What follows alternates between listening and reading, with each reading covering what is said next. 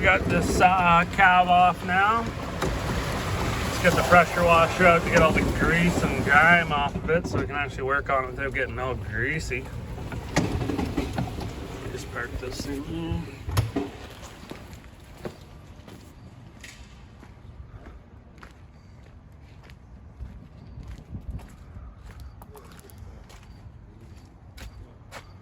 Gotta take a bunch of hydraulic lines and stuff off, move everything out of the way.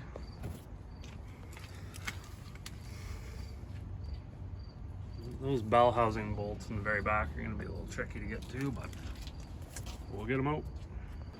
So we got this big pump right here that needs to get moved out of the way, and it's the hydraulic pump. There's a bunch of lines and stuff like that that need to get moved out of the way. And the oil reservoir is right there that holds all the hydraulic fluid. So let's go look at the transmission. All right, so you can see we've got this, so it goes right up to the block, I guess, and that's where that hydraulic pump bolts to.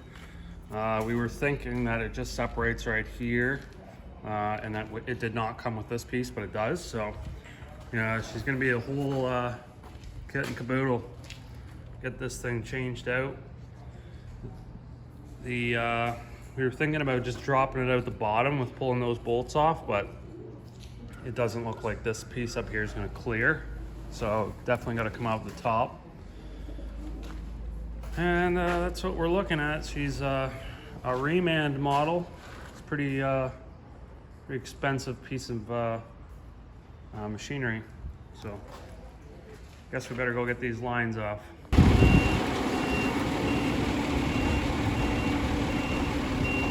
All right, we got the engine service doors off and the top for where the exhaust and the intake are. We are now going to remove that oil reservoir. We got to drain it, and then we're going to pressure wash everything again that's in around the engine bay. Get that all cleaned up, and we can rig up something that's going to support the engine and carry on with disconnecting more hydraulic lines. All right.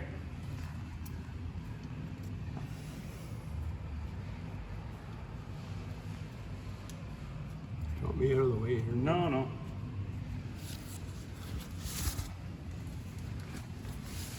Yeah, so it looks like just there's two big bolts on the front, and then 4 big bolts on the back that hold that oil reservoir in place.